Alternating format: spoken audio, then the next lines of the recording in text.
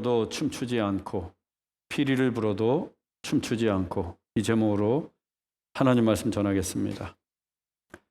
공감이라는 말이 있습니다. 이 공감을 영어로는 empathy라고 하는데, 직역하면 함께 느끼는 것을 말합니다. 함께 느끼는 것. 심리학에서의 공감은 더욱더 적극적인 의미를 지니고 있습니다. 스크린 보겠습니다. 심리학에서 공감이란 타인의 감정을 공유하고 그 감정에 관해 생각하고 그 감정을 배려하는 것을 포함하여 사람들이 서로에게 반응하는 다양한 방식을 묘사하는 포괄적인 용어, 이렇게 정의하고 있습니다. 공감이란 타인의 감정을 공유하고 그 감정에 관해서 생각하고 그 감정을 배려하는 것을 포함해서 사람들이 서로에게 반응하는 다양한 방식을 묘사하는 포괄적인 것, 이게 바로 공감입니다. 즉, 감정을 느끼는 것을 넘어 상대를 배려하고 서로에게 반응하는 행동으로 나타나는 것을 공감이라고 합니다. 이것이 공감이 동정, 심퍼시와 다른 이유입니다. 동정은 느끼기만 할 뿐 행동으로 옮기지 않습니다.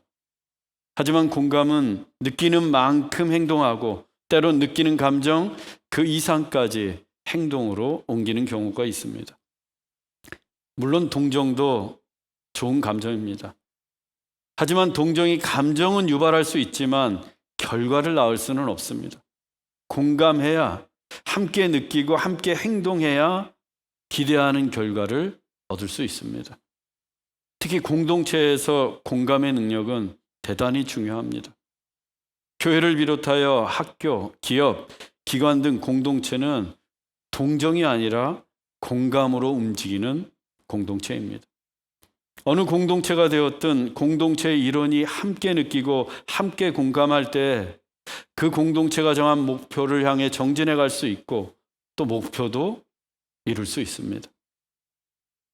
이 공감은 우리의 본성이나 성격과는 다릅니다. 인간의 본성과 성격은 변하지 않아요. 내 성격이 변하는 것 같지만 사실 변하지 않습니다. 다만 감추어지고 절제될 뿐이에요. 하지만 공감은 상황에 따라서 얼마든지 변동이 가능합니다. 스탠퍼드 대학 심리학 교수인 자밀 자키는 2021년에 공감은 지능이다 라는 책을 펴냈습니다. 공감은 지능이다. 그는 이 책에서 인간의 지능이 학습과 훈련을 통해 향상되어 가듯이 공감의 능력도 지능처럼 향상될 수 있다, 이렇게 썼어요. 즉, 공감은 타고난 본성이나 고착된 성격이 아니라 얼마든지 변할 수 있고 누구든지 성장하고 개발할 수 있는 능력이라는 겁니다. 이 공감의 능력이 높아지게 되면 소통이 원활하게 되고 공동체가 활력을 띠게 되고 업무의 효율과 성취도가 높아집니다. 또한 공감의 능력이 높아질수록 사명감도 강화됩니다. 이 같은 공감의 능력이 유감없이 발휘된 때가 코로나 기간이었습니다. 3년 가까이 지속된 코로나로 인해서 전 세계 모든 사람들이 두렵고 힘든 시기를 보냈습니다. 그때 보건, 의료 분야 종사자들이 코로나에 감염된 환자들과 공감했어요. 동정에서 멈춘 게 아니라 그들과 공감했습니다. 환자들의 아픔, 고통, 어려움을 함께 느끼면서 그들을 돕기 위해서 감염과 죽음의 위험까지 무릅쓰고 자기의 자리를 지켜냈어요. 의료진들의 공감 능력이 투철한 사명감으로 나타난 겁니다. 만일 의료진들의 공감하는 헌신이 없었다면 우리는 더 오랜 기간 동안 코로나로 인해 어려움을 당했을 겁니다. 이순신 장군이 일본과 싸워 크게 이긴 전쟁 중에 명량해전이 있습니다. 영화 명랑으로도 제작된 이 명량해전이 많은 사람들에게 감동을 준 이유는 이순신 장군이 남긴 명언 때문입니다. 신에게는 아직 12척의 배가 남아 있습니다. 당시 일본은 무려 133척의 배를 이끌고 조선을 쳐들어왔는데 이순신 장군이 단 12척의 배로 일본을 괴멸시키고 망국의 위기에 처한 조선을 구해냈습니다. 이 명랑해전은 세계 해전사에도 그 유래를 찾아볼 수 없는 대첩으로 평가받고 있습니다. 그런데 고작 12척의 배로 10배가 넘는 일본의 함대를 이길 수 있었던 가장 큰 비결이 무엇이었는가? 시인에게는 아직 12척의 배가 남아 있습니다. 이순신 장군의 이 유언과도 같은 말에 그 12척의 배에 타고 있던 조선의 수군들이 절대적으로 공감하며 결사항전했기 때문입니다. 이처럼 공감의 능력은 사명감을 고취시키고 기대 이상의 결과를 가져오게 됩니다. 또 공감의 지능이 높아질수록 그 공동체의 문제가 신속하게 해결되고 발전된 방향으로 나아갈 수 있습니다. 반면에 공감하지 못하는 공동체는 결코 성장하거나 발전할 수 없습니다. 공감의 능력을 상실한 공동체는 그 공동체가 처한 문제나 위기 그리고 실패를 극복할 능력이 없어요. 우리 교회도 더욱더 성장하고 발전하기 위해서는, 부흥하기 위해서는 이 공감의 능력이 절대적으로 필요합니다. 교회 공동체의 비전과 사명을 향해 온 성도들이 함께 느끼고 함께 헌신하고 함께 믿음의 경주를 해나갈 때, 즉 공감의 능력을 키워나갈 때 우리 교회는 더욱더 부흥하고 성장할 수 있다는 겁니다. 오늘의 본문도 공감을 촉구하시는 예수님을 보여줍니다. 본문 31절로 32절 말씀을 다 함께 읽겠습니다. 이 세대의 사람을 무엇으로 비유할까? 무엇과 같은가? 비유하건대 아이들이 장터에 앉아 서로 불러 이르되 우리가 너희를 향하여 피리를 불어도 너희가 춤추지 않고 우리가 곡하여도 너희가 울지 아니하였다 함과 같도다. 예수님이 말씀하신 이 세대는 더 구체적으로 말씀드리면 그 당시에 열심인 신앙을 가지고 있던 바리새인들, 서기관들 그리고 유대의 종교 지도자들을 가리킵니다. 누구보다 좋은 믿음을 갖고 있다고 생각했던 사람들이에요. 바리새인들, 율법학자였던 서기관들, 그리고 대제사장을 비롯한 종교 지도자들. 그런데 예수님은 그들을 비유하시기를 피리를 불어도 춤추지 않고 곡하여도 울지 않는 것과 같다고 하십니다. 한마디로 공감의 능력이 없는, 공감하지 못하는 사람들이라는 거예요. 당시에 장터에 가면 쉽게 볼 수 있는 장면이 아이들이 친구들과 함께 노는 거였어요. 부모들이 시장에서 물건을 사고 또 사람들을 만나는 동안 아이들은 장터에서 함께 모여 친구들과 놀았습니다. 그때 주로 하던 놀이가 결혼식 놀이와 장례식 놀이였어요. 아이들끼리 모여서 너는 신랑에 내가 신부할게. 너는 피리 부는 사람하고 나머지는 춤을 추는 거야. 이렇게 서로 역할을 분담한 후에 둥글게 서서 결혼식 놀이를 합니다. 그때 피리 소리에 맞추어서 아이들이 함께 즐겁게 춤을 추었어요. 이게 바로 결혼식 놀이였습니다. 장례식 놀이는 죽은 메뚜기를 갖다 놓고 놀았습니다. 메뚜기의 죽음을 슬퍼하면서 누군가 아이고 아이고 곡을 하면 나머지 아이들이 그 곡에 맞춰 가슴을 치고 우는 신용을 하며 놀았어요. 그런데 그때 자기 배역이 마음에 들지 않거나 불만이 있으면 피리를 아무리 흥겹게 불어도 춤추지 않는 아이가 있었어요. 또 곡을 아무리 구슬프게 해도 울지 않는 아이가 있었습니다. 항상 그런 아이들이 있어요. 놀다 보면 입 툭 튀어나와가지고. 그러면 그 놀이가 어떻게 되겠습니까? 재미없어집니다. 분위기 썰렁해져요. 흥이 깨집니다. 결국 친구들의 놀이를 망쳐버려요. 장터에 그런 아이들이 있었습니다. 예수님은 이 세대가 바리새인과 서기관들 그리고 유대의 종교 지도자들이 바로 그와 같다고 지금 말씀하고 계세요. 세례 요한이 와서 주의 길을 준비하라, 주의 길을 곧게 하라 라고 외쳤습니다. 광야에서 외쳤던 그 소리는 그 세대가 오매볼망 기다리던 메시아 그리스도가 오신다는 복음이었어요. 마치 결혼식장에서 울려 퍼지는 흥겨운 피리 소리와 같은 기쁘고 복된 소식이었습니다. 그러면 얼씨구나 하면서 춤을 추어야 하는데 그 세대가 춤추지 않았습니다. 복음을 듣고도 바리새인과 서기관들, 유대의 종교 지도자들은 그리스도가 오신다는 복음을 듣고도 춤추지 않았어요. 오히려 기분 나쁘다는 듯 세례 요한과 예수님을 적대시했습니다. 또 세례 요한이 회개하라, 천국이 가까이 왔다라고 외쳤습니다.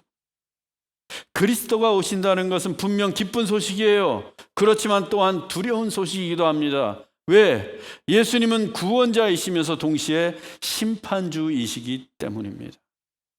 그래서 요한이 심판의 날이 가까이 왔으니 회개하라 라고 설파하면서 요단강가에서 회개의 세례를 베풀었던 겁니다. 그때 예루살렘과 온 유대와 요단강 사방에서 요한에게 나와 세례를 받았습니다. 요한이 심판의 곡을 부르자 많은 사람들이 함께 슬피 울었던 겁니다. 그런데 바리새인들, 서기관들, 유대의 종교 지도자들은 요한이 외친 회개의 메시지를 외면했습니다. 회개의 세례를 받지 않았습니다. 아주 냉담하게 반응합니다. 그들은 예수님이 말씀을 전하실 때에도 마찬가지였어요. 예수님은 이 땅에 오셔서 천국의 복음, 하나님 나라의 복음을 전하셨습니다. 하지만 그들은 귀가 있으면서도 듣지 않았어요. 심판의 메시지를 전해도 귀를 닫았습니다. 참으로 그들은 피리를 불어도 춤추지 않았고 곡을 하여도 울지 않았습니다. 예수님이 전하신 진리에 전혀 공감하지 않았어요. 제가 목회하면서 가장 기쁘고 신날 때가 언제인 줄 아십니까? 제가 전한 설교와 사역에 성도들이 공감하며 반응할 때입니다. 목사가 기도합시다 하면 교인들이 함께 뜨겁게 기도하고, 찬송합시다 하면 목이 터져라 찬양을 하고, 선교하고 구제합시다 하면 주머니를 털어서 기꺼이 동참하는, 그야말로 목사가 부는 피리에 온 성도들이 춤을 추고 목사가 눈물을 흘며 곡할 때 성도들이 함께 울며 기도하는 모습을 볼 때가 가장 신나고 기쁜 목회예요. 제가 임직자들 교육할 때 임직자들은 물론 그 배우자분들도 성경을 3개월 안에 일독해야 합니다 라고 말씀드렸어요. 딱 한 번 말씀했어요. 그런데 놀랍게도 장로, 권사, 안수집사 임직자들은 물론이고 그 배우자분들까지 모두 성경을 일독하셨습니다. 직장 다니고 아이 키우고 바쁘신 중인데도 다 하셨어요. 그때 제가 얼마나 기쁘고 감사했는지 모릅니다. 또 지난주 야외 예배 때 남녀성교회가 이렇게 준비해 주세요 라고 말씀드렸는데 얼마나 준비를 잘하셨는지 너무도 풍성한 야외 예배였습니다. 우리 교회는 그래도 목사가 피리를 불면 춤추는 교회입니다. 그런 교회가 성장하는 거예요. 성장하지 못하는 교회, 실패하는 교회의 특징은 목사가 아무리 피리를 불어도 춤추지 않아요. 기도하자고 해도 기도할 줄 모르고, 말씀대로 살자고 해도 관심이 없어요. 교회가 위기에 처하고 영적 침체에 빠지고 교인들이 슬픈 일을 당해도 울지 않습니다. 내일이 아니라고 생각해요. 그런 교회가 어떻게 성장합니까? 피리를 불어도 춤추지 않고 곡을 해도 울지 않는데 어떻게 부흥할 수 있겠어요? 한마디로 공감 지능이 제로입니다. 그런데 공감할 줄 모르는 교회는 뭘 해도 안 됩니다. 신앙의 모양만 있지 성령의 능력이 나타나지 않아요. 예수님 시대의 바리새인과 서기관들, 유대의 종교 지도자들이 그랬습니다.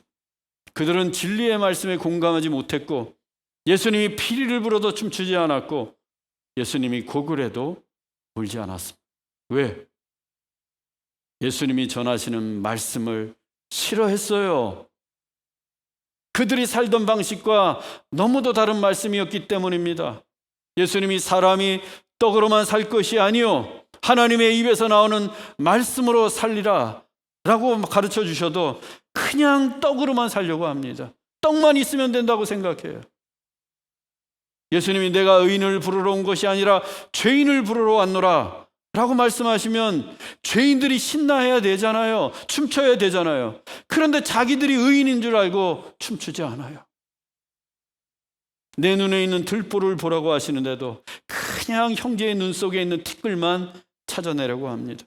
비판하지 말라라고 말씀하시는데도 주구장창 비판만 해대요. 크고자 하는 자는 낮아져야 한다라고 말씀하시는데 남보다 높아지려고만 하고 상석에만 앉으려고 해요. 마음이 가난한 자가 복이 있도다 라고 말씀하시는데 마음속에 욕망이 가득합니다. 하나님의 말씀을 듣고 행하는 자가 될지어다 라고 말씀하시는데 그냥 입으로만 주여 할 뿐 말씀대로 살지 않았어요. 이처럼 예수님이 아무리 말씀을 전하셔도 그들은 그 말씀에 춤추지 않았습니다. 그들의 죄를 통렬하게 지적해도 가슴을 치며 통회하지 않았습니다. 그들은 진리의 말씀에 전혀 공감하지 않는 사람들이었어요. 이런 사람들의 특징은 어떤 이야기를 해도 싫어합니다. 어떤 이야기를 해도. 왜? 참된 믿음이 없기 때문이에요. 하나님을 진심으로 믿지 않기 때문입니다. 본문 33절입니다. 다 함께 읽겠습니다. 세례 요한이 와서 떡도 먹지 아니하며 포도주도 마시지 아니하며 너희 말이 귀신이 들렸다 하더니. 세례 요한은 광야에서 살았습니다. 그 광야에서 메뚜기와 야생꿀을 먹고 살았어요. 떡도 먹지 않고 포도주도 마시지 않았습니다. 그리고 그 광야에서 회개하라, 이 독사의 자식들아, 주의 길을 준비하라 등과 같이 그 세대가 듣기 싫어하는 말만 외쳤어요. 그러니 요한이 그들 눈에 좋게 보일 리가 없습니다. 그래서 요한이 떡도 먹지 않고 포도주도 마시지 않는 걸 보고 귀신이 들렸다며 가짜 뉴스를 막 퍼뜨려요. 바리새인들, 서기관들, 유대의 종교 지도자들이 요한의 메시지에 춤추거나 곡하지 않으면서 오히려 그를 비난하고 있습니다. 귀신 들렸다고 하면서. 유유상종이란 말이 있어요. 끼리끼리 논다는 겁니다. 바리새인들, 서기관들, 유대의 종교 지도자들은 끼리끼리 놀았어요. 그런데 요한은 달랐습니다. 그 세대가 먹고 마시고 취하고 회개도 하지 않았지만 요한은 달랐습니다. 그는 경건했어요. 거룩하게 살았습니다. 하나님의 말씀대로 살려고 몸부림쳤어요. 주의 길을 준비하기 위해서 온 인생을 다 바쳤습니다. 그래서 세상 사람들이 화가 난 거예요. 나랑 똑같지 않으니까. 그런 자들이 이번에는 예수님을 비난합니다. 본문 34절입니다. 인자는, 다 같이 읽겠습니다. 인자는 와서 먹고 마시매 너희 말이 보라 먹기를 탐하고 포도주를 즐기는 사람이요 세리와 죄인의 친구로다 하니. 인자는 예수님을 가르치는 호칭입니다.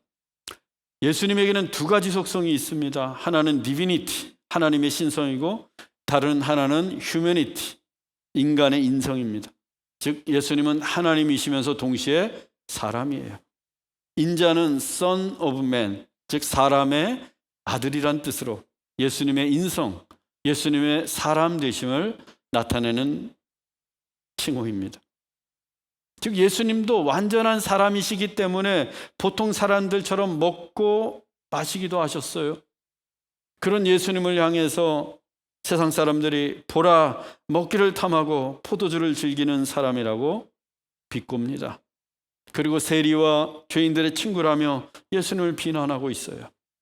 당시의 세리와 죄인들은 사람 대접받지 못했습니다. 인간 취급을 해주지 않았어요. 그래서 세리와 죄인들과 함께 밥도 먹지 않았습니다. 말도 섞지 않았어요. 그래서 언제나 외롭고 소외받고 있던 자들이 세리와 죄인들이에요. 그런데 예수님이 그 세리와 죄인들과 함께 먹고 마시면서 그들의 친구가 되어주셨어요. 그들의 이야기를 들어주시고 그들에게 말씀하시고 그들을 사랑하셨습니다. 예수님의 이 같은 모습 역시 그 세대와 전혀 다른 모습이었어요. 그러니 예수님이 마음에 들 리가 없습니다. 서기관들, 바리새인들, 유대의 종교지도자들 눈에는. 그래서 예수님을 막 비난해요. 근데 여러분 보세요. 세례 요한은 어떻게 비난했어요? 먹지 않는다고 비난했어요. 먹지 않는다고, 귀신 들렸다고 비난했어요. 그런데 예수님 먹고 마셨잖아요. 이번에는 먹고 마신다고 비난하고 있습니다. 이래도 비난하고 철에도 비난하는 게 이 세상이란 거예요. 우리 교회가 세상과 구별되어 살면 저희들끼리만 논다고 비난하고, 세상과 손을 잡고 친구가 되면 교회가 세속적이라고 비난하는 것, 이게 이 세대고 세상이에요. 이런 사람들에게는 아무리 교회가 기쁘게 피리를 불어도 춤추지 않습니다. 아무리 슬프게 울어도 가슴을 치지 않아요. 기뻐도 싫어하고 슬퍼도 싫어하는 것이 이 세상, 이 세대이기 때문입니다. 그래서 세상에는 딱 두 종류의 사람이 있어요. 하나님이 피리를 부실 때 춤을 추는 사람과 춤추지 않는 사람. 즉 하나님과 공감하는 사람과 공감하지 않는 사람. 이렇게 딱 두 종류예요. 다윗이 잃어버린 법궤를 찾아올 때였습니다. 마침내 하나님의 법궤, 그 언약궤가 70년 만에 이스라엘 다윗성으로 돌아오고 있는 거예요. 그때 다윗이 어떻게 합니까? 사무엘하 6장 14절에서 15절 말씀을 다 함께 읽겠습니다. 다윗이 여호와 앞에서 힘을 다하여 춤을 추는데 그때 다윗이 배 에봇을 입었더라. 다윗과 온 이스라엘 족속이 즐거이 환호하며 나팔을 불고 여호와의 궤를 메어 오니라. 다윗은 화려한 왕의 옷을 벗고 평범한 배 에봇을 입었습니다. 그리고 법궤의 모습이 두 눈에 들어오자 여호와 앞에서 춤을 춥니다. 힘을 다하여 춤을 추었어요. 이어지는 미갈의 증언에 따르면 다윗이 얼마나 열심히 춤을 추었던지 바지가 흘러내려서 몸을 드러냈다고 합니다. 지금 다윗은 왕의 채통이나 왕의 권위 이런 거 생각할 수가 없어요. 하나님이 막 피리를 부시니까 자기 바지가 흘러내리는 것도 모르고 온몸을 흔들면서 하나님 앞에서 춤추고 있습니다. 그런 다윗을 향해 하나님이 뭐라고 말씀하십니까? 내 마음에 합한 자다. 즉 하나님과 공감하는 자라는 말씀이에요. 나와 공감하는 자다. 그런데 미갈은 어떻습니까?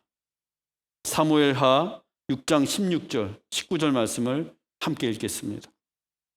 사울의 딸 미갈이 창으로 내다보다가 다윗 왕이 여호와 앞에서 뛰놀며 춤추는 것을 보고 심중에 그를 업신여기니라.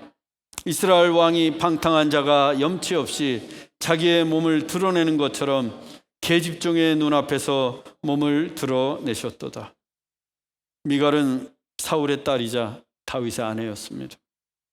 미갈이 다윗이 춤추는 것을 창으로 이렇게 내다보고 있었어요. 하나님의 언약궤가 들어오고 있는데도 궁 안에서 나오질 않는 거예요.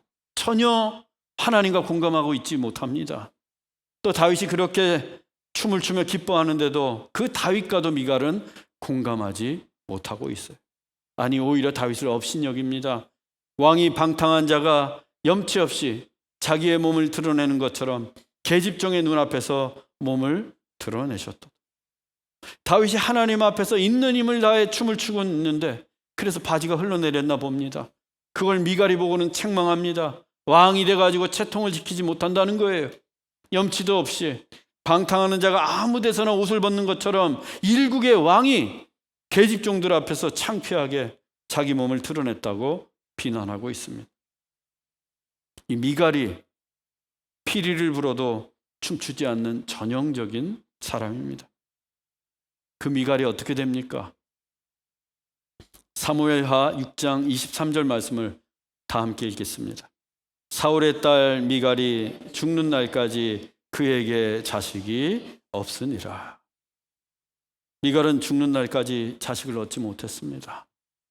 미갈은 다윗의 첫 번째 부인이에요. 정실 부인입니다. 한나라의 왕비예요. 그런데 자식이 없어요.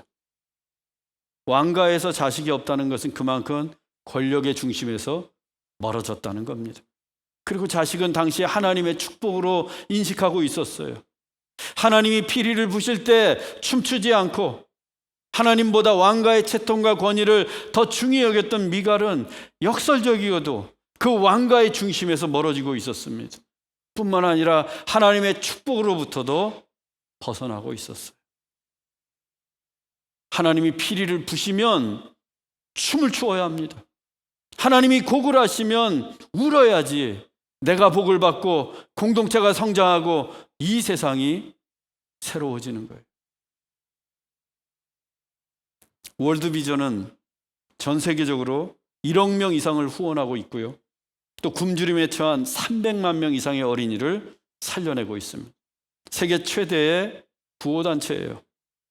또 월드비전은 전쟁, 기근, 지진, 홍수, 재난이 있는 곳은 어디든 달려가서 어려움에 처한 사람들을 돕고 있습니다. 이 거대한 구호단체인 월드비전은 기업이나 국가가 세운 단체가 아닙니다.